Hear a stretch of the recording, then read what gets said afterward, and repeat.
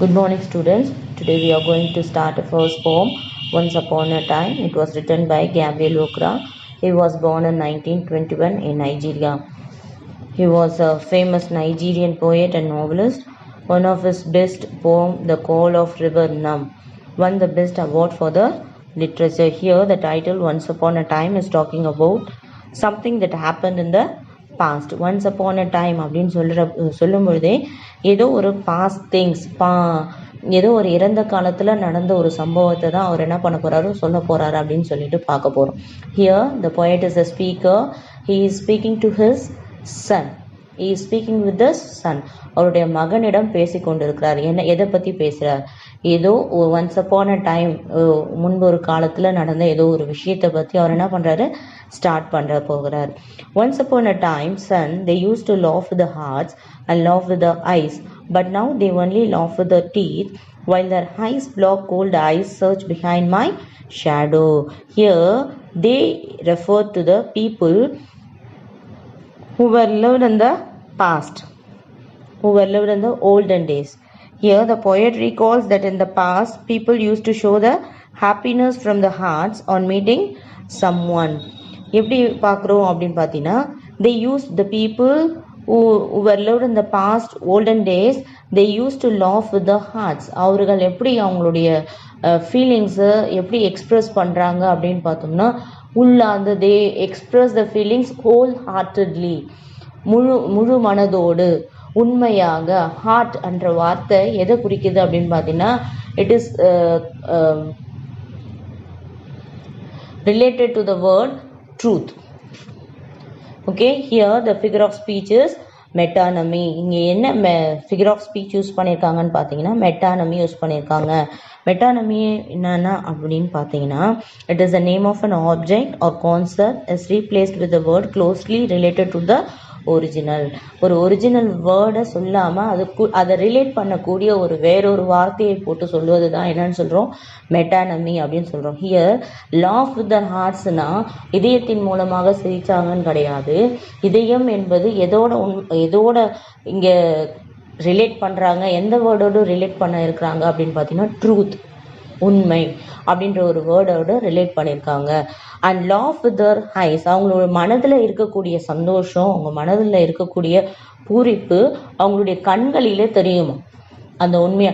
ஏற்கனவே நம்ம பழைய பழமொழி உங்களுக்கு தெரியும், அகத்தின் அழகு முகத்தில் தெரியும். நம்ம மனசுக்குள்ள என்ன ஒரு விஷயம், சந்தோஷமா இருந்தாலும் சரி, வேதனையா இருந்தாலும் சரி, கோபமா இருந்தாலும் சரி, விரோதமா இருந்தாலும் சரி, அது எங்க தெரியுமா, நம்மளுடைய முகத்துல அது என்ன பண்ணுமா, வெளிப்படுத்துமா. இட் ரிசம்பிள்ஸ், நம்மளுடைய முகத்தின் மூலமா என்ன பண்ணுமா, வெளிப்படுத்துமா. அதுதான் இங்க சொல்றாங்க.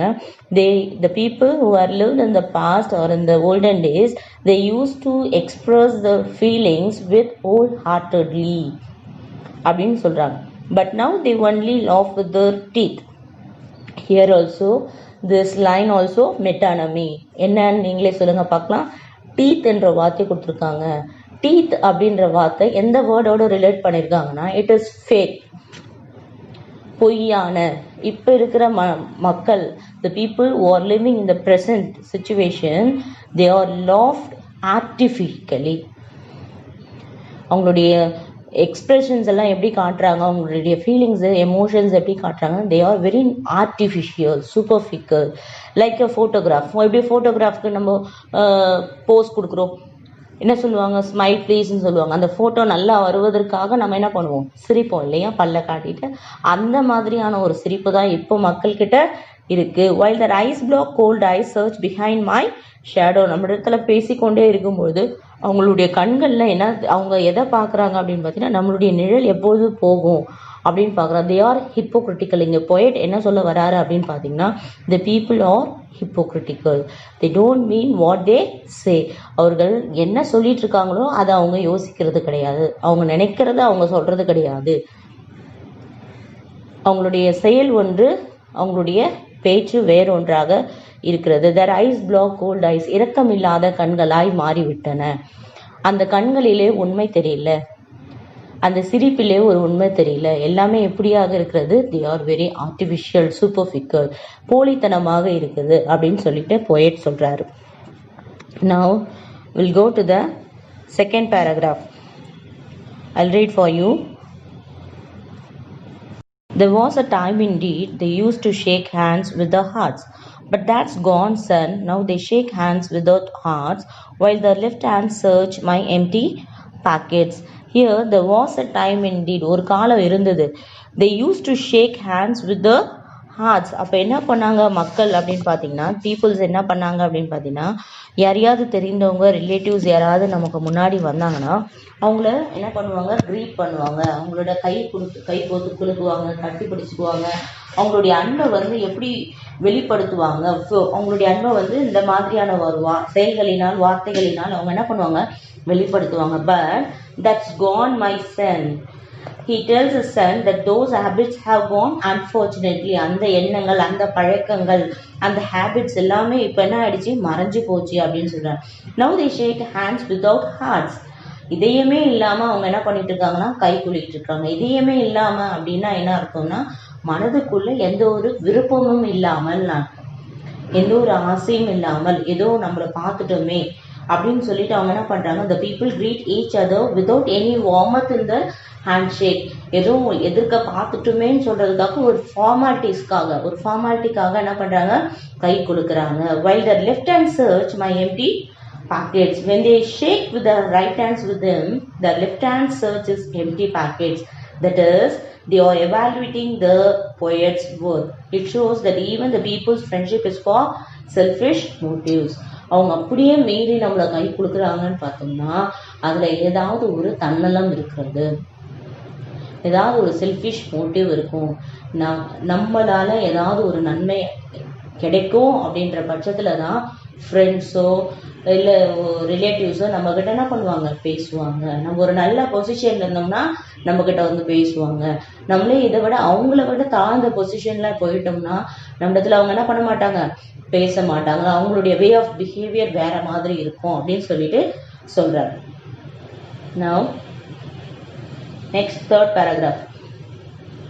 Feel at home, come again, they say, and when I come again and feel at home once, twice, there will be no thrice, for then I find doors shut on me. Okay, he tells that people will repeatedly invite you to come again to the home and say that you can feel as if you are at your home, but in real sense they don't expect you to accept the invitations. இப்போ நம்ம வழியில யாரோ பார்த்துட்டாங்க, ரிலேட்டிவ்ஸோ ஃப்ரெண்ட்ஸோ கொலீக்ஸோ பார்த்துட்டாங்கன்னு வச்சுக்கோ, என்ன பண்ணுவாங்க, முதல்ல எப்படி இருக்கீங்க, ஹாய் ஹவ் ஆர் யூ அப்படின்னு சொல்லிட்டு ஒரு நாள் வீட்டுக்கு வாங்கல அப்படின்னு சொல்லுவாங்க. அதை நீ நம்பி நீ வீட்டுக்கு என்ன பண்ணக்கூடாது, போகக்கூடாது. அவங்க அப்படி சொல்றாங்கன்னா எப்படி சொல்லுவாங்க, ஹோல் ஹார்ட்டடா அவங்க சொல்லலை, வந்துருவாங்களோ வரமாட்டாங்களோ நம்ம சொல்லி அவங்க வந்துடக்கூடாது அப்படின்னு நினைச்சு என்ன பண்ணுவாங்க, அவங்க அதை பேசுவாங்களாம். அப்படியே நம்ம மீறி போனோம்னா ஒரு நாள் 2 நாள்ல நம்மளுக்கு பேசுவாங்க, கொல்லுவாங்க, மரியாதை கொடுப்பாங்க. 3ஆவது நாள் என்ன இருக்கும் அப்படின்னு பார்த்தீங்கன்னா, நீ போகிறதுக்கு முன்னாடி அங்கே என்ன இருக்கும், கதவுகள் பூட்டப்பட்டிருக்கும். இது என்ன ஃபிகர் ஆஃப் ஸ்பீச்ன்னு பார்த்தீங்கன்னா எஃபுமிசம், EUPHEMISM, euphemism. அப்படின்னா என்ன அர்த்தம் அப்படின்னு பார்த்தீங்கன்னா, it is used to express a mild indirect harm to substitute for a harsh and offensive tone. வெளியே போ, வீட்டுக்குள்ள வராத அப்படின்னு சொல்லி முரட்டாட்டமா கோபமா முகத்துல அடித்தார் போல சொல்லாம அவங்க வருவதற்குள்ள நம்ம என்ன பண்ணி போயிட்டு இருக்கலாம், கதவு சாத்தி வச்சுட்டு போயிடுறாங்க. இது வந்து அப்படி சொல்றதுக்கு பதிலாக இன்டைரக்டா ஒரு வார்த்தையை சொல்றாங்க. அஃபென்சிவ் வேர்டை யூஸ் பண்ணாம அதை இன்டைரக்டா சொல்றதுக்கு பேர் தான் என்னன்னு சொல்லுவோம், எஃபுமிசம் அப்படின்னு சொல்லுவோம். Underline that line and write euphemism in pencil. Okay, the next paragraph. So I have learned many things, son. I have learned to wear many faces like dresses, home face, office face, street face, horse face, cocktail face, with all the conforming smiles like a picture portrait smile. Here the poet is talking to his son. He tells, the poet further says to his son that he has learned many things. He has learned to act or behave to the need of the situation. என்ன சொல்ற, நானும் என்ன பண்ணிட்டேன், நிறைய விஷயங்களை இந்த மக்கள் கிட்ட நான் என்ன பண்ணிட்டேன், கத்துக்கினேன்.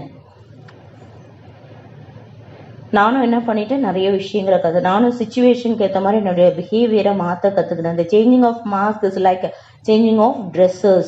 ஓகே, எப்படி என்னுடைய முகத்தை நான் மாற்றிக்கிட்டு இருக்கேன் அப்படின்னு பார்த்தேன்னா, பை ட்ரெஸ்ஸு நம்ம எப்படி சேஞ்ச் பண்ணுவோம் அது போல் நம்ம வந்து வீட்டில் ஸ்கூலுக்கு வரப்போ யூனிஃபார்ம் போடுறோம், வீட்டில் வந்தோன்னா கேஷுவல் ட்ரெஸ் போடுவோம், எங்கேயா பார்ட்டிக்கு போகிறப்போ பார்ட்டி வியர் போடுவோம், கோயிலுக்கு போகிறப்போ கோயிலுக்கு ஏற்ற அந்த அந்த ட்ரெடிஷ்னல் ட்ரெஸ் போடுவோம். அப்போ எப்படி நம்மளுடைய சுச்சுவேஷனுக்கு ஏற்ற மாதிரி நம்மளுடைய ட்ரெஸ்ஸஸை மாற்றிக்கிறோமோ, அதே போல் நான் என்னுடைய முகத்தை, என்னுடைய முக பாவனையை சுச்சுவேஷனுக்கு ஏற்ற மாதிரி என்னுடைய பிஹேவியரை நான் என்ன பண்ணுறேன், மாற்றிக்குவேன். உங்கள் புக்கில் ஒரு படம் ஒன்று போட்டிருக்கு, பார்த்துருக்கீங்களா?